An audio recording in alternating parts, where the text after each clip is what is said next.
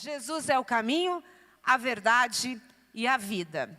E esse versículo se encontra em João 14:6, mas não é esse o texto que eu vou te falar, mas que eu vou compartilhar com você. Mas Jesus é o caminho. O que é um caminho? A definição de caminho. Caminho é um percurso que é uma ligação de um lugar para o outro. Jesus é o caminho, é a ligação de uma vida de onde você está vivendo para uma vida de vitória. Jesus é a verdade. A verdade é que sem Jesus ninguém preenche o vazio de um coração. E Jesus é a vida, a plenitude de vida. Definição de vida é o modo de viver do nascimento até a sua morte. Jesus é vida, abundância de vida. Do momento em que você nascer, seja biologicamente, ou no momento que você nascer em Jesus, até o dia que o Senhor recolher, Ele vai te dar plenitude de vida, vida em abundância. Só Ele pode fazer isso.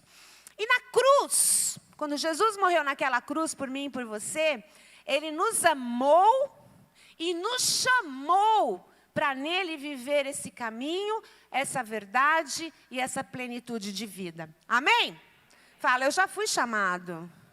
Quando Jesus morreu por mim, eu vou viver no caminho, na verdade e na plenitude de vida em Jesus e com Jesus. Amém?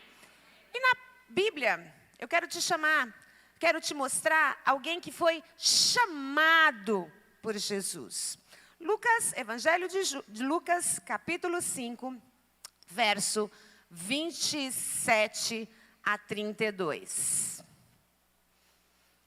Depois disso, Jesus saiu da cidade. Depois disso o quê? Um pouquinho antes de começar esse relato, de Lucas começar esse relato, Jesus tinha curado um paralítico que tinha sido levado por 4 amigos numa maca. Palavra de domingo passado. Alguém lembra dos encorajadores da fé? Se você não lembra, abre lá, né, nos nossos cultos e ouve de novo palavra poderosa. Então, depois disso, depois que Jesus já tinha curado, pregado, falado, já tinha curado esse paralítico, Jesus saiu da cidade e viu um cobrador de impostos chamado Levi, sentado no lugar onde se coletavam impostos. Siga-me, disse-lhe Jesus. E Levi se levantou, deixou tudo e o seguiu. Mais tarde, Levi ofereceu um banquete em sua casa. Fala, na casa de Levi. Isso. E em honra de Jesus, muitos cobradores de impostos e outros convidados comeram com eles. Mas os fariseus, os religiosos e mestres da lei se queixaram aos discípulos: por que vocês comem e bebem com cobradores de impostos e pecadores? Jesus lhes respondeu: as pessoas saudáveis não precisam de médico, mas sim os doentes. Não vim para chamar os justos, mas sim os pecadores para que se arrependam. Amém? Então, diz a palavra que existia um homem chamado Levi. E Levi era um cobrador de impostos, um publicano. Levi era um judeu contratado, né, pelo governo romano para cobrar judeus de taxas em tudo, taxas, impostos, para o imperador. Então, Levi era considerado um traidor. Levi era rejeitado pelos próprios judeus. Fala, como pode um judeu vir cobrar da gente as taxas? Como pode um judeu vir explorar o próprio povo? Então o povo odiava Levi, o povo rejeitava Levi, o povo não olhava para Levi, não falava com Levi, e onde Levi ou sua família entravam, todo mundo saía. Porque Levi era um mentiroso. Ele mentia, porque quando ele ia cobrar impostos, quando todos os cobradores eram muitíssimos ricos, eram muito ricos. Porque quando eles iam cobrar os impostos, eles sabiam o quanto o imperador estava cobrando e eles cobravam a mais e embolsavam esse dinheiro. Levi tinha muito dinheiro. Levi era rico, mas Levi não tinha amigos, Levi não tinha paz, Levi não tinha alegria, Levi não tinha nada, só dinheiro. E um dia, diz a palavra, que ele estava sentado ali no lugar onde se coletavam, onde se cobravam os impostos. Sozinho, como sempre. Com um vazio dentro do peito que o dinheiro que ele tinha não preenchia. Nada preenchia. Provavelmente, eu imagino, que ele devia estar pensando como seria se ele pudesse mudar o caminho. Como seria se ele pudesse viver uma vida de verdade? Como seria se ele tivesse plenitude de vida? Como seria se tudo fosse diferente? Talvez ele estivesse lá pensando isso e falando, mas quem? Quem ia me acolher? Quem receberia, quem acolheria um ex-cobrador de impostos? E provavelmente ele devia estar lá sentado, pensando nisso, quando em um dia comum, alguém diferente passou por ele. Alguém diferente passou por ele num dia comum. Alguém diferente de todo mundo olhou para ele. Ninguém olhava. Alguém diferente chegou perto dele. E quando Levi viu, e mesmo antes de Jesus falar alguma coisa, mesmo antes de Levi ouvir Jesus, porque ouvir Jesus falar, Levi tinha uma expectativa no coração, que algo diferente, algo novo ia acontecer com ele, porque aquele homem, Jesus, estava indo em direção a ele. E ele tinha já ouvido falar de Jesus, todo mundo conhecia a fama de Jesus, dos milagres, do sobrenatural, do poder, da palavra dele, corria nos 4 cantos da terra. E aquele homem, no dia comum, diferente de todo mundo que rejeitava Levi, caminhou na direção dele. Olhou nos olhos dele. Um olhar que já fez Levi se sentir amado. E a expectativa de Levi cresceu ao ponto dele pensar, hoje é a única oportunidade da minha vida de mudar a minha história. Quando Jesus entra, quando Jesus chama, quando Jesus olha para nós, é a única oportunidade que nós temos de mudar a nossa história, de mudar a nossa vida. E era a oportunidade única, era a chance única de Levi. E aí ele olha e Jesus diz, Levi, segue-me. E a Bíblia diz, imediatamente, Levi levantou, largou tudo e seguiu Jesus. Porque tudo que ele tinha não preenchia nada na vida dele. Porque tudo que ele tinha não trazia nada de bom para ele. E aí quando Jesus chega e olha, e o ama, e fala com ele, diz que Levi saltou na mesma hora e Levi o seguiu. Ali, naquele chamado de Jesus, Jesus chamou, né? Não vim para chamar os justos, Jesus diz, mas sim os pecadores, para que se arrependam. Naquele momento, daquele chamado de Jesus por Levi, Levi encerra naquele momento a sua carreira de coletor de impostos. Naquele momento do chamado que Levi vai seguir Jesus, ele encerra todas as falcatruas, todas as mentiras, tudo o que ele fazia antes para começar uma nova história com Jesus. E a nova história começa quando o nome de Levi já é trocado para Mateus. Trocar de nome naquela época era comum. Mas no caso de Levi, a troca de nome significava que a pessoa estava vivendo uma nova missão, uma nova história, um novo trabalho. E Levi, então, para Mateus, que significa o dom de Deus, começa a história de não mais um mentiroso, um ladrão, um roubador, um hipócrita, um coletor de impostos. Mas começa a história de Mateus, um amigo, um evangelista do Senhor Jesus e da palavra. Amém? E aí diz a palavra, continua dizendo que depois que Levi realmente foi chamado, depois que Levi seguiu Jesus, diz que Levi dá uma grande festa, um banquete em honra para Jesus, na sua casa. Ele abriu a sua casa e onde ele foi, onde ele passou, ele foi convidando as pessoas. Ele chegou lá onde coletava os impostos, convidou todos os coletores de impostos que ele conhecia. Todos os mentirosos, todos os ladrões, todos aqueles que eram rejeitados, todos os doentes. Ele convidou a família, ele abriu a sua casa para contar para todo mundo o que Jesus tinha feito na sua vida e para querer que todos conhecessem também e tivessem a oportunidade de ter a sua história mudada. Levi quis que todos conhecessem Jesus. Levi não se envergonhou. Levi abriu sua casa. A importância dos nossos grupos de relacionamentos nas nossas casas, para convidar todo mundo. Mas para quê? Para mostrar quem é Jesus nas nossas vidas e o que o Senhor fez por nós. Com alegria. E sabe que os estudiosos dizem que nesse dia, sabe quem estava na casa de Levi? Zaqueu.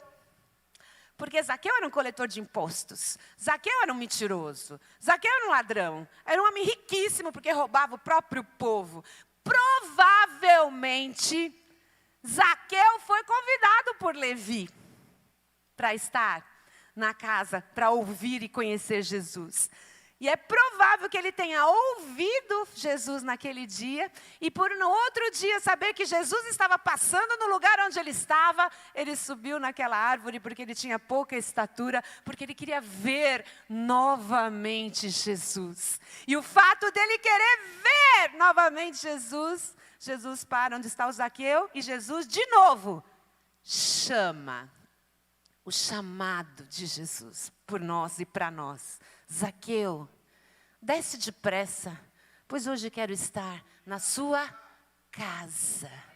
Eu quero mudar a sua casa. Eu quero que você convide a sua família. Eu quero mudar a sua história. O chamado de Deus. E diz que o chamado de Jesus. E diz que enquanto eles estavam ali na casa, na festa, no banquete, os fariseus, que provavelmente estavam do lado de fora, porque eles não se misturavam com os pecadores, os fariseus, os religiosos, aqueles que conheciam a lei de trás para frente, de frente para trás, aqueles que obrigavam todo mundo a obedecer à lei, à religião, mas que afastavam todos os pecadores, que afastavam todos aqueles que precisavam de ajuda, que afastavam todos aqueles que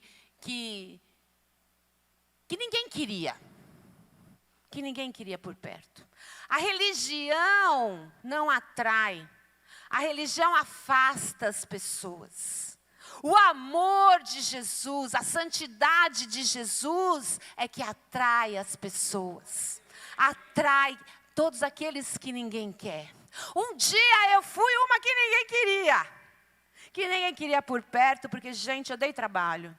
Nunca fumei, nunca me prostituí, não tenho esses testemunhos para contar de coisas muito ruins que eu fiz. Mas não existem coisas médio ruins, ou muito ruins, ou pouco ruins. Existem coisas ruins e boas. E eu fui terrível. Ninguém queria ficar perto de mim, orgulhosa, arrogante, mentirosa. Até o dia. E dentro da igreja. Até então, religiosa, fariseia, hipócrita. Estar na igreja não significa nada. Vir à igreja não significa nada. O que muda a nossa história é a gente aceitar verdadeiramente o chamado de Jesus para as nossas vidas. Amém? E um dia, depois de muitos anos, é que eu ouvi o chamado de Jesus. E a minha história mudou. E hoje eu só fico muito triste, porque eu perdi muito tempo dentro da igreja, sem ouvir o chamado de Jesus. Se eu tivesse ouvido antes, talvez eu teria vivido todas as bênçãos que eu vivo já muito antes do que eu comecei a viver. Mas, enfim, eu precisei passar por isso para hoje te falar isso. Para te falar que dentro da igreja, se Jesus voltasse, eu ia ficar.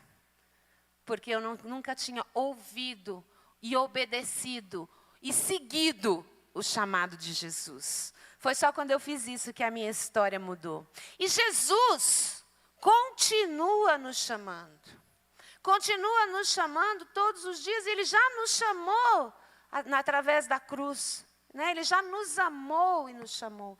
Então, religião afasta as pessoas. Jesus, o amor, a graça, a misericórdia de Jesus é que atrai as pessoas. Jesus batia, a única coisa que irava Jesus mesmo era o sistema religioso. As pessoas, por mais encardidas que fossem, nunca tiraram Jesus do sério. Muito pelo contrário, faziam-no amá-las cada vez mais. E aí Jesus continua chamando a gente. Continua chamando as pessoas. E existem 5 chamados de Jesus. Muito mais, mas eu separei 5 chamados de Jesus para as nossas vidas. E o primeiro chamado é que o chamado de Jesus é para todo o pecador. O chamado de Jesus é para todo mundo. O chamado de Jesus é para homens e mulheres que ninguém quer por perto. O chamado de Jesus são para todos os doentes pelo pecado, para todas as pessoas sem esperança, são para todos aqueles que são quebrados por uma vida sem Jesus, em busca de uma cura, em busca de um remédio para suas almas. O chamado de Jesus é para todo mundo. Então a gente não pode, se você e eu já fomos chamados por Jesus, porque éramos pecadores, não somos mais. O pecado é um acidente nas nossas vidas. A gente tem que ser um portador da voz de Jesus aqui na terra, para todos aqueles que ninguém quer. Para todos aqueles que estão doentes pelo pecado.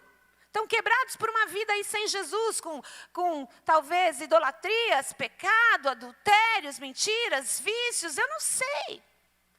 Mas o chamado de Jesus é para eles. E que você e eu sejamos boca de Deus aqui na terra. Sejamos discípulos de Jesus, para a gente chegar perto, olhar para eles, amá-los e dizer: só Jesus pode mudar a tua história. Jesus é o caminho, a verdade e a vida. Vem comigo que eu vou te mostrar. Mas precisamos mostrar, porque éramos pecadores. E se já ouvimos o chamado de Jesus e já recebemos, já aceitamos esse chamado, somos que nem Levi, nossos nomes foram trocados e agora somos discípulos, somos seguidores de Jesus, somos amigos de Jesus.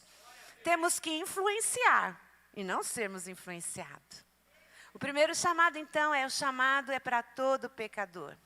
O chamado de Jesus, segundo, é para arrependimento. Não importa quem você foi, o que você fez.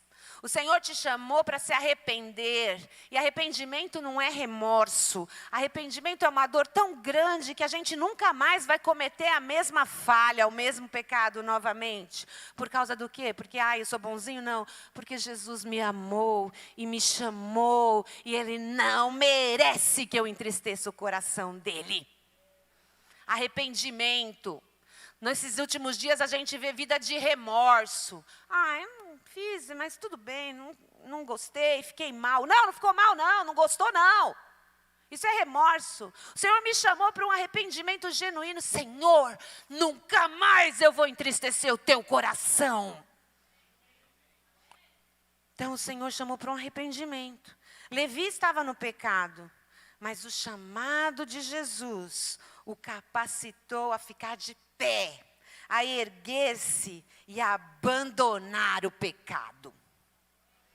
Ai, bispo, eu não consigo largar o pecado. Não, é porque você não está ouvindo o chamado de Jesus. Você não está vendo Jesus te olhar, chegar perto de você e dizer, eu vou te capacitar. Levanta e larga esse pecado e vem viver comigo uma nova história. Amém?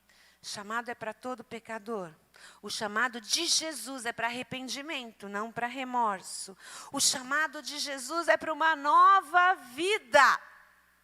Uma nova vida envolve essa nova vida abandonar tudo que a gente achava importante para nós. Envolve a gente abandonar tudo que a gente gostava muito para nós. E realmente seguir Jesus e a palavra dele. O chamado de Jesus para uma nova vida implica em perder tudo para ganhar tudo. E não só ganhar na eternidade, ganhar aqui na terra também. As pessoas, às vezes, eu sempre falo isso, vocês estão acostumados, é que as pessoas acham que vão viver o melhor de Deus na eternidade. Vão, e a eternidade é real, viu, gente? Tem uma brincadeira, né, uma história que diz que uma menininha estava na escola e a professora falou, estava tirando sarro da história de Jonas, dizendo, imagina que uma baleia engoliu Jonas. Primeiro, a Bíblia não diz que foi uma baleia, tá, gente? Presta atenção, é um grande peixe. Porque baleia não passa, não imagina que Jonas foi engolido por um grande peixe. Isso é uma história, uma mentira, a Bíblia não é a verdade. E a menininha que cria em Jesus, falou, professora, eu acredito que a Bíblia falou que se Jonas foi engolido por um grande peixe, ele foi engolido por um grande peixe. Aí a professora falou assim para ela, então, me explica, como é que foi? Aí ela falou assim, como é que foi, eu não sei. Mas quando eu chegar no céu, eu pergunto para ele. Aí a professora falou assim, e se ele não estiver no céu? Aí a menininha falou assim, então pergunta a senhora. Entendeu? Nova vida é assim, ele vai estar no céu, eu vou perguntar, e se ele não estiver no céu? Se ele não estiver no céu, ele está no inferno, porque não tem outro lugar. Então se a senhora não acredita, pergunta a senhora, que vai estar lá com ele, eu que não vou estar. Entendeu? É real. Então uma nova vida implica em perder o que a gente acha bom para ganhar as maravilhas, o sobrenatural que Jesus tem para nós. Chamado para todo pecador, chamado para o arrependimento, chamado para uma nova vida. Quarto chamado, Jesus nos chama para a comunhão. Jesus nos chama para desfrutar da presença dele. Jesus nos chama para estar com ele. Jesus nos chama para segui-lo e obedecê-lo. É esse o caminho da vitória. É essa a verdade para as nossas vidas. É isso que dá plenitude de vida. Estar junto. Levi se tornou um companheiro, um seguidor, um discípulo, um amigo de Jesus. É isso que Jesus espera de nós no século 21. As pessoas acham que Jesus está lá em cima, sentado no trono. Não, não. Ele é um Deus vivo, real e poderoso. Ele quer um relacionamento, a gente vai falar. E ele vai falar, e a gente vai ouvir. Bispa, como é que é isso? Eu não posso te explicar. Vive, pede, desafia ele. Só sai do teu quarto e fala, Senhor, eu só saio daqui hoje se o Senhor falar comigo. E ele vai falar. É um chamado para a igreja viver comunhão com ele. Não é um chamado para a igreja do século 21 vir à igreja todo domingo, toda quinta, não. É para desfrutar da presença dele. É para desfrutar do que ele é. Ele é paz, ele é alegria, ele é amor, ele é força, ele é fé, ele é renovo, restauração, cura, milagre, poder. Ele é real. Chamado de Deus para mim e para você. Já éramos pecadores, já fomos chamados quando éramos pecadores. Nos arrependemos, começamos uma nova vida. Uma nova história Deus tem tem para mim, para você também, para você online, um novo tempo. Mas Ele tem nos chamado todos os dias para algo que está sendo esquecido, deixado para trás. E é o que nos fortalece, o que nos alegra, o que nos coloca no verdadeiro caminho, o que nos traz a verdade quando o diabo soprar todas as mentiras na nossa mente, o que nos faz viver e acordar a cada dia com vontade de viver mais um dia, porque sabe que grandes coisas o Senhor tem para nós já que acordamos. Amém? Então, o chamado para a comunhão. E o quinto chamado de Deus para nós, que éramos pecadores, né, que nos arrependemos, que temos uma vida nova e que começamos a ter uma comunhão cada dia maior com Jesus. Ele nos chama para evangelização. Ele nos chama para mostrar aí fora, para contar aí fora, para falar aí fora de quem é Jesus e como eu era antes de Jesus e o que Ele fez na minha vida e através da minha vida. Mas como ter essa alegria se não tiver comunhão com Jesus? Como ter essa paz para levar aí fora se a gente não receber numa comunhão com Jesus essa paz? E aí a gente vai andar aí fora, a igreja na face da terra, você vai ganhar a sua família, vai ganhar os seus amigos, vai ganhar pessoas que você nem conhece passando do teu lado, por quê? Sem abrir a boca, porque Jesus vai estar com você no sorriso, no seu sono, no olhar e no amor por aqueles que ninguém quer, por aqueles que dão trabalho.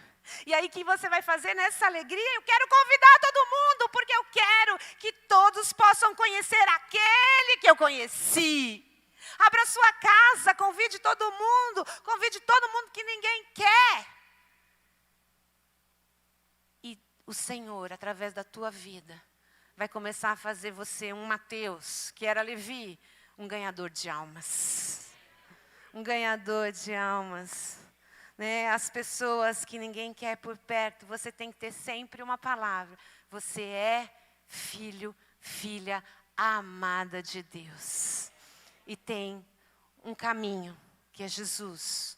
Tem uma verdade, que só Ele vai tirar o vazio do seu peito. E Ele tem vida em abundância, plenitude de vida para a tua vida. Amém? E para terminar então...